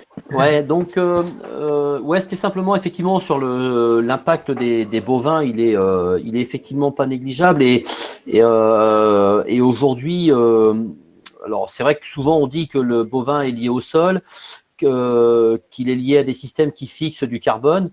En fait, une prairie, ça fixe du carbone pendant les 20 premières années, puis ensuite, on arrive à un plateau, on n'en fixe plus. Donc, du coup, c'est pas forcément quelque chose de pérenne. Ça, c'est le premier côté. Le deuxième côté, c'est qu'aujourd'hui, effectivement, l'élevage bovin, c'est de la déforestation massive. Le premier pays exportateur de bovins, c'est le Brésil, et que le nombre de bovins sur la planète a été multiplié par 2,5 depuis un demi-siècle. On est passé de 700 000 à quasiment, de 700 millions à quasiment 1 milliard. On est à 1,7 milliard de bovins actuellement, quoi, à peu près. Et donc ça, c'est effectivement sur le poids de l'agriculture, ça va être un sujet non négligeable. La situation du bovin dans le monde, elle est très diversifiée. Et il y a des zones, par exemple, si on prend la Mongolie, qui est un pays qui fait de l'élevage bovin, c'est un élevage traditionnel qui n'a pas bougé et on imagine mal qu'il puisse faire autre chose que du bovin sur des steppes. Par contre, si on prend l'élevage européen, alors l'élevage européen, il a diminué. On a beaucoup moins de bovins, enfin on a 30% de moins de bovins qu'il y a 50 ans. Donc c'est plutôt avec un moindre impact climatique. Pour autant, aujourd'hui, notre élevage bovin, il est très lié à des cultures qui ne sont pas du tout des herbages. En fait, on cultive des plantes, notamment du maïs ou d'autres plantes fourragères, des plantes annuelles, y compris nos prairies. Ce sont en fait des cultures temporaires, ce ne sont pas des prairies permanentes. Et cet élevage bovin-là n'a aucun intérêt pour le climat. Et donc, on arrive en fait rapidement à dire que notre agriculture doit évoluer. Et je pense que si on fait diminuer l'élevage bovin en France ou en Europe, ce sera peut-être pour le remplacer par, pourquoi pas, demain des cultures énergétiques, je ne sais pas lesquelles, mais c'est vrai que si on veut se passer de pétrole, il faudra bien capter des matières carbonées et la photosynthèse, c'est le meilleur moyen de capter des matières carbonées et l'agriculture, c'est le moyen de faire de la photosynthèse. Voilà, en 2 mots, ce que je voulais dire. Et effectivement, c'est un chiffre que je devais rajouter dans la présentation et que j'ai complètement oublié ce matin sur cette pression de l'animal domestique par rapport à la biodiversité. Donc, je vais essayer de vous retrouver le graphe, enfin l'infographie, et puis je la mettrai dans la présentation.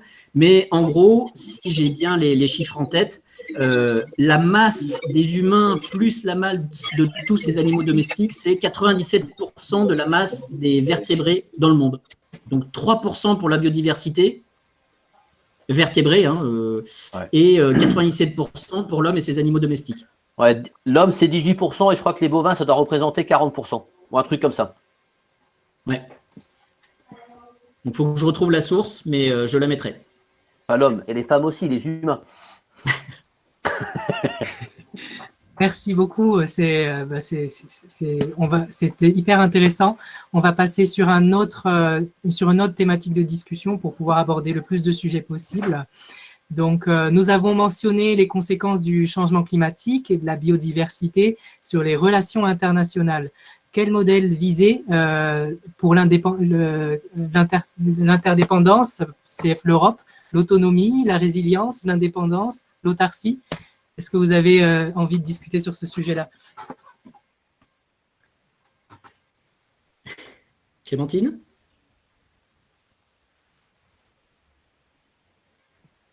Non, je vais prendre… Oui, là encore, c'est vraiment, je suis désolée, mais c'est vraiment pas du tout mon domaine de compétence, les relations internationales, la géopolitique.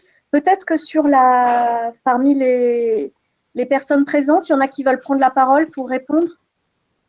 Alors, peut-être avant, juste te donner le point sur Citoyens pour le climat. On est un collectif citoyen à partisans.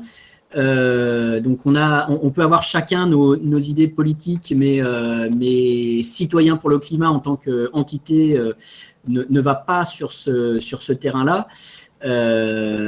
Effectivement, enfin, de toute façon, il se posera la question de l'organisation du monde avec tous ces stress, clairement.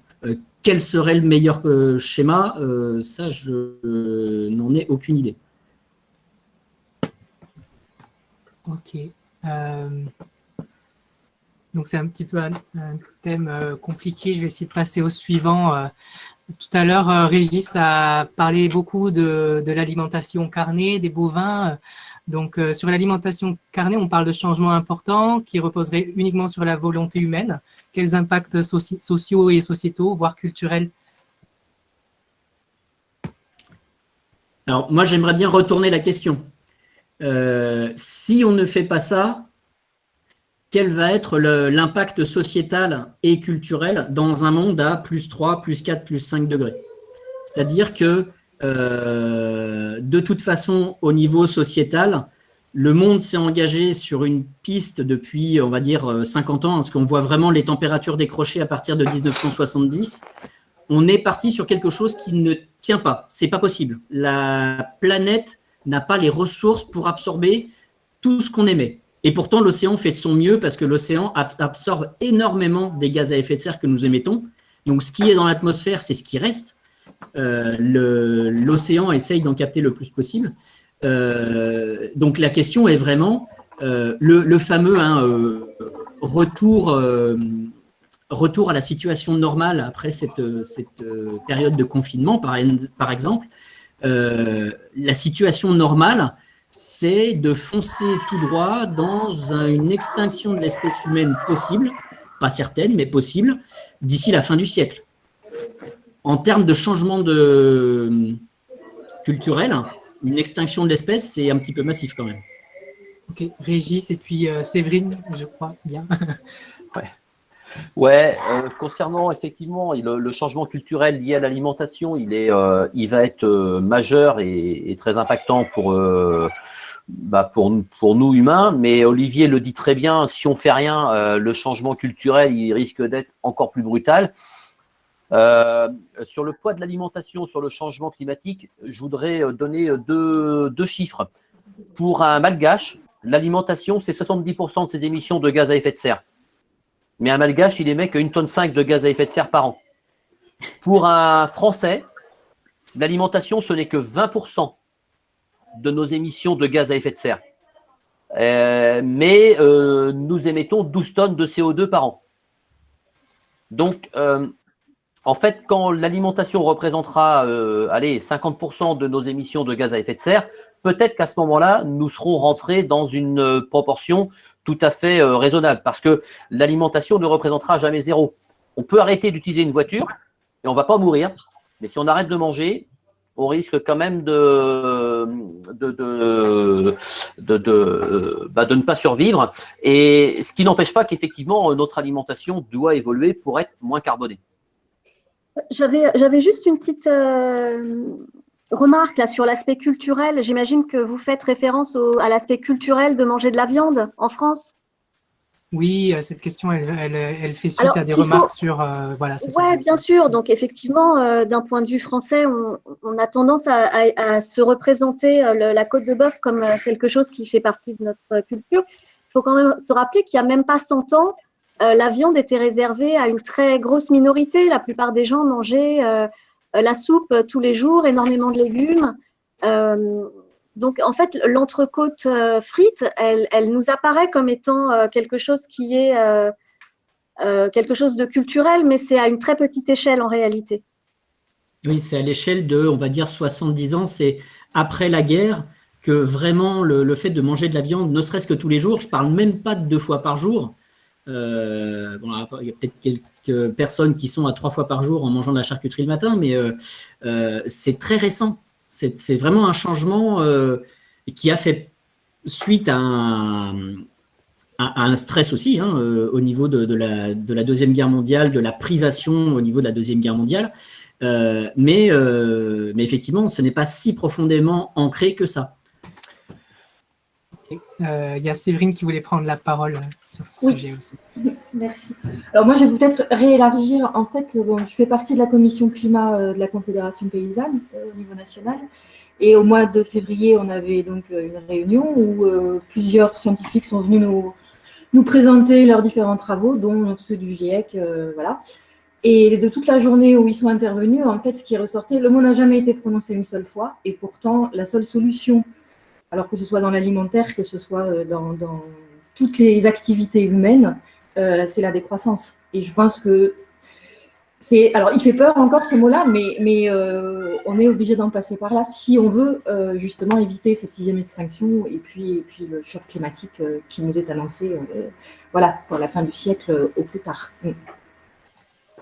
Alors, pour rebondir sur ce propos, et effectivement, hein, ce mot décroissance fait peur, mais il faut bien voir que le terme de croissance n'est basé pour les économistes que sur une comptabilité de croissance de l'argent.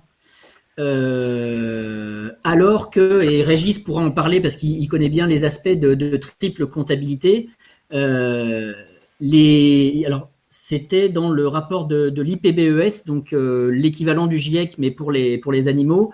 Il faut bien avoir en tête que c'est une manière de compter les choses. Donc, effectivement, si on ne compte que l'argent, il est difficile d'imaginer comment on pourrait se diviser par 6 les émissions de gaz à effet de serre sans aller vers moins. C'est difficilement imaginable. Par contre, ce qui serait beaucoup plus intéressant, c'est d'avoir une comptabilité qui est différente et qui prenne en compte les aspects sociaux et les aspects environnementaux, ce qui n'est absolument pas le cas aujourd'hui. Donc, je ne sais pas si tu veux rebondir là-dessus, Régis. Ouais, ben effectivement, la question de la décroissance soulevée par Séverine est tout à fait pertinente, puisque de toute manière, notre économie, notre production, en fait, la croissance, c'est l'augmentation du PIB, donc de la production intérieure brute, et donc en gros, c'est la somme de nos productions économiques. Les productions économiques, c'est aussi bien des productions matérielles, des voitures, que des productions de services. Je vais me faire couper les cheveux, par exemple. Et on voit bien que tout ça, c'est d'un côté, il y a des choses qui consomment de la matière. Si j'achète une voiture, il faut de l'énergie pour la fabriquer. Et puis, si je vais assister à un concert au Café du Coin avec des gens qui jouent de la guitare acoustique, donc même pas électrique, eh bien, la consommation d'énergie sera, et donc les émissions de gaz à effet de serre seront très réduites, quoi, hein.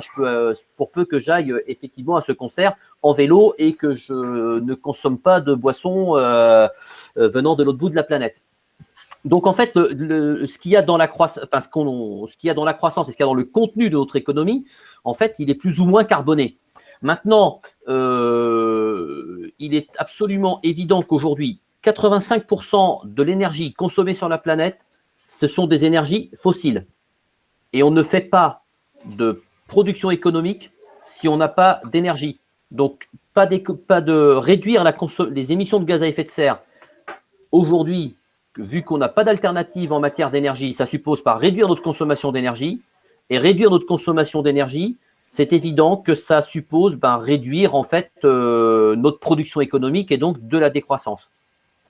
Alors maintenant, sur les comptabilités partie double ou partie triple, eh bien aujourd'hui, effectivement, le principe, c'est de comptabiliser dans la valeur créée par une entreprise, les externalités, c'est-à-dire en fait soit les émissions de gaz à effet de serre ou des effets positifs sur les émissions carbone, et puis également effectivement sur la partie triple, les effets sur les autres aspects de la RSE, donc les effets sociaux. Par contre,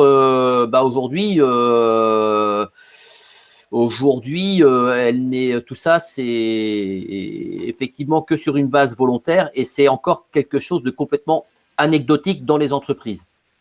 Alors, je vois Clémentine qui a mis un message comme quoi l'idée n'est pas de se priver à s'en rendre malade.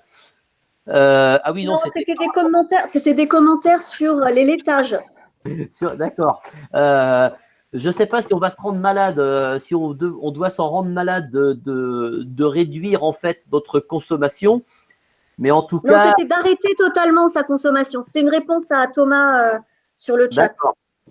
D'accord. Mais enfin, en tout cas, mais malgré tout, ça permet quand même de dire que effectivement, l'effort que l'on a à faire, il est strictement gigantesque. Il est gigantesque et en fait, nous ne sommes pas prêts. Psychologiquement, nous ne sommes pas préparés à réduire notre consommation au niveau auquel il faut la réduire. Parce qu'on oublie souvent de dire une chose, c'est que l'économie derrière, c'est de la consommation. Et on parle toujours de faire de la décroissance, on oublie de dire que c'est forcément corrélé à faire de la déconsommation. Il faut moins consommer. Parfait, ça. Et du coup, ça aborde un petit peu un autre thème, c'est celui du choix de société. Comment on fait pour accompagner ces transitions individuelles qui sont ultimement assez lourdes en fait de ce qu'on entend en fait. Alors, il y a un premier aspect sur lequel Citoyens pour le climat est extrêmement présent, c'est que de toute façon, pour changer, une personne doit savoir, doit avoir des informations. Et aujourd'hui encore, en 2020, les informations sont ultra parcellaires. Il y a encore des tas de discours, même climato-sceptiques, qui traînent encore. Juste pour vous donner une idée, pour vous faire peur et pour avoir une discussion avec vos ados, c'est 75 ou 80% des premiers contenus proposés par YouTube sur le climat sont des vidéos climato-sceptiques. Donc, il y a du boulot. En termes de sensibilisation, il y a du travail. Juste pour vous donner, là, je vous donne les mots exacts d'une des personnes de la Convention citoyenne pour le climat, les 150 personnes qui ont été tirées au sort pour essayer de réfléchir aux mesures qui seraient socialement acceptables pour diminuer de 30% nos émissions d'ici 2030. La première chose que tout le monde dit, et notamment Annie, Gilles, enfin les différentes personnes qui ont été tirées au sort, c'est que le premier week-end où on leur a donné toutes les informations sur le climat et tout ce qui était en train de se passer, ils ont pris une grande claque. Ils n'imaginaient pas à quel point on était en route vers le désastre. Et ça, en 2020, dans un pays aussi éduqué de la France, ça pose énormément de questions. Et c'est pour ça que Citoyens pour le climat, depuis l'année dernière, on a vraiment commencé la sensibilisation tous azimuts, tout simplement parce que la grande majorité de la population ne sait pas. Et donc, bien évidemment, il y a des résistances, etc., contre la réduction de la viande et tout ça. Mais les résistances, elles sont aussi beaucoup juste du fait d'une grande masse de la population qui est maintenue dans l'ignorance. enfin maintenu, pas avec la visée complotiste, c'est fait exprès, etc. Ça, on pourrait en discuter, mais c'est pas le point de CPLC. Mais en tout cas, il y a une grande majorité dans le monde entier qui ne sait pas qu'on est en train d'emmener le monde dans une situation où le monde sera débarrassé de nous. Je vais passer la parole à Lisa. Est-ce que vous pouvez allumer votre micro? Lisa, vous avez demandé la parole. Vous devez allumer votre micro pour pouvoir parler. Ah, ça marche pas. Oui, vous avez un bouton normalement en bas de votre écran, mais Sinon, vous pouvez poser votre question par écrit, Lisa. Ah, c'est bon. c'est bon. Alors, moi, c'était pour juste pour parler un petit peu de ce changement de société. Moi, je pense que oui, on a des gros efforts à faire individuels. C'est un changement de paradigme intérieur. C'est une prise de conscience énorme qu'on doit avoir sur ce qui se passe, notre environnement, la société. Oui, il y a encore beaucoup de climato-sceptiques, de personnes qui ne voient pas. Et en fait, dans mes rencontres, j'ai aussi l'impression qu'il y a des personnes qui voient, qui savent, mais qui n'entendent pas. Il y a, comment dire, il y a un fossé entre la réalité et leur monde intérieur. Donc, il y a vraiment un travail énorme de sensibilisation à faire. Créons des collectifs, des groupes, il faut faire émerger des méthodes horizontales dans nos collectifs, dans nos associations, les montrer au monde, rentrer dans les institutions, dans les, je sais pas, dans les, là où on bosse aussi. Par exemple, je fais partie d'une liste participative et on est en train de mettre en place des processus et des méthodes, par exemple la méthode de gestion par consentement, où on va partager, c'est vraiment une méthode horizontale, on va s'écouter, s'entraider. Il y a plein de propositions qui vont être faites sur des projets qu'on veut mettre dans notre ville. Et voilà, pour moi, le changement de société, c'est se rapprocher de l'autre, se rapprocher de soi, comprendre l'autre, s'ouvrir à l'autre monde même s'il fait peur, et dépasser ses peurs en fait, et se changer. C'est mettre, pour moi, c'est se mettre au service du collectif. Voilà. Alors, vous avez parlé d'une dimension qui est absolument essentielle, c'est la ville. Et justement, Citoyens pour le climat, alors j'aurais dû mettre la référence, mais on va la donner. Donc, c'est un site qui s'appelle www.urgenceclimatique.fr. Citoyens pour le climat a traduit de l'anglais tout un ensemble de documents qui peut aider n'importe quel citoyen ou groupe de citoyens à amener sa municipalité, parce que c'est exactement l'échelle qui est pertinente au niveau du changement climatique, vers la déclaration d'urgence climatique. Il y a eu quelques grandes villes qui ont fait ces déclarations. Il faut qu'il y en ait le plus possible. On s'est inspiré de documents qui existent déjà, qui viennent du Canada, de l'Australie, et c'est vraiment c'est l'échelle pertinente.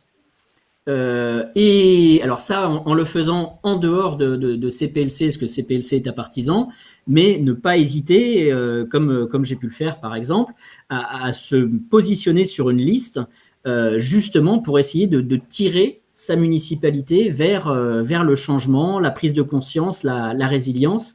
Il y a des villes qui ont très très bien fait ça, comme Ungersheim, comme nous en Sarthoux. Il y a des très beaux exemples qui marchent et qui sont en France. Et effectivement, il faut. Alors là, c'est trop tard pour vous dire allez-y, mettez-vous sur des listes, parce que c'est un petit peu passé. Mais effectivement, c'est le bon échelon. C'est ça qu'il faut viser. Est-ce qu'il y a d'autres personnes qui veulent prendre la parole pour poser une question, pour passer sur un autre thème? Je pense qu'on va rester encore une dizaine de minutes maximum, parce qu'on va approcher les 2 heures de. Ah bah tiens, il y a la question, c'est qu'est-ce que c'est que signer l'urgence climatique, Olivier? Alors, il faut aller voir le document entier, hein, parce que rien que le contenu de ce qu'est la déclaration d'urgence climatique est un document complet. Néanmoins, la grande idée, c'est que on se met dans un état, non, même si j'aime pas trop le terme, mais proche de l'état de guerre, c'est-à-dire qu'il y a un seul objectif qui est de limiter les impacts climatiques du territoire où on est, et il n'y a pas une seule décision qui n'est pas étudiée sous les critères climatiques. C'est aussi simple que ça. Aujourd'hui, les décisions, elles sont prises avec comme critère unique, la plupart du temps, l'argent. Et c'est ce changement de critères de sélection, de savoir si un projet est bon ou pas, qui amènera en fait le territoire. Et puis quand un territoire s'enclenche, les communautés de communes, et puis voilà, on grossit et on peut faire basculer un territoire entier. Mais donc, la déclaration d'urgence climatique, c'est je reconnais la situation telle que les scientifiques la décrivent depuis 30 ans, qu'il ne faut plus laisser passer une seule décision qui ne soit pas étudiée sous cet angle-là. Ça ne veut pas dire faire que des choses positives pour le climat. On peut localement avoir besoin d'ajouter une route ou quoi que ce soit. Ce n'est pas ça le sujet, mais que la question du climat fasse partie de la grille de lecture de choix des projets. Et rien que ça, enfin, rien que ça. Donc, ça, déjà, ce serait énorme. Ok. Donc, est-ce qu'il y a d'autres personnes qui veulent intervenir? J'attendrai un petit peu. Alors, pendant qu'on attend les questions, j'ai été très, très mauvais parce que j'ai oublié mon dernier slide. Donc, merci beaucoup. Alors, Thomas est connecté. Je ne sais pas si Pascal et Nathalie sont là, qui nous ont aidés. Donc, on a travaillé à 10 mains sur cette présentation, avec derrière Franck, Aline, François et Guillaume, qui ont fait le public test et qui nous ont donné plein de conseils. Et puis, il faut savoir que sur la partie notamment biodiversité, on a le professeur Morand du CIRAD qui a revu notre partie santé et biodiversité. Les autres éléments ayant été revus pour la partie climat par des personnes qui sont au GIEC, et notamment la coprésidente du premier groupe de travail du GIEC, qui est Valérie Masson-Delmotte, et qui est la marraine de Citoyens pour le climat. Donc voilà, vous avez eu un contenu qui est complètement vérifié par le top de ce qui se fait en termes de scientifiques, et puis sur lequel beaucoup de monde a travaillé, donc j'espère qu'il vous a plu. Effectivement, c'est un boulot énorme qui a été fait. Je pense que vu qu'il n'y a pas d'autres personnes qui veulent intervenir, on va clore. Et juste avant, je vous informe que le prochain webinaire, c'est la semaine prochaine. Ce sera la partie 2 de ce qu'avait fait Yves Foucard la semaine dernière. C'était une conférence sur le réchauffement climatique et l'effet de serre. Et la semaine prochaine, on va aborder d'autres aspects qui n'avaient pas pu être abordés la dernière fois. Vous aurez le lien du replay de la première partie demain, posté sur YouTube. Et voilà. D'ici là, il y a Vincent qui veut prendre la parole, donc je ne clôt pas encore. Non, Vincent va se plaindre, et effectivement, il n'était pas dans la liste alors qu'il faisait partie du public test, et c'est pas normal qu'on l'ait oublié, c'est mal. Non, je disais juste merci à Clémentine. C'était pas une demande de prise de parole. Ah, c'était un bisou, pardon, je croyais que c'était effectivement une demande de prise de parole. C'est ça. Et donc, voilà, je vous ai mis, et je vais vous mettre les liens pour suivre notre actualité et pour s'inscrire à la billetterie de la semaine prochaine. Voilà, donc merci et puis, Olivier. Cette vidéo sera mise en ligne. Voilà, cette vidéo sur notre chaîne YouTube. C'est ça, tout à fait en plus. Donc, merci Olivier, merci Clémentine d'avoir fait cette présentation. Merci à tous ceux qui ont aidé. Et on vous souhaite une excellente soirée. Merci d'être resté jusqu'au bout pour ceux qui étaient là. C'est parce que ça a duré 2 heures. Et voilà, je vous souhaite une très bonne soirée. À la semaine prochaine. Merci à tous. Bonne soirée, au revoir. Bonne soirée.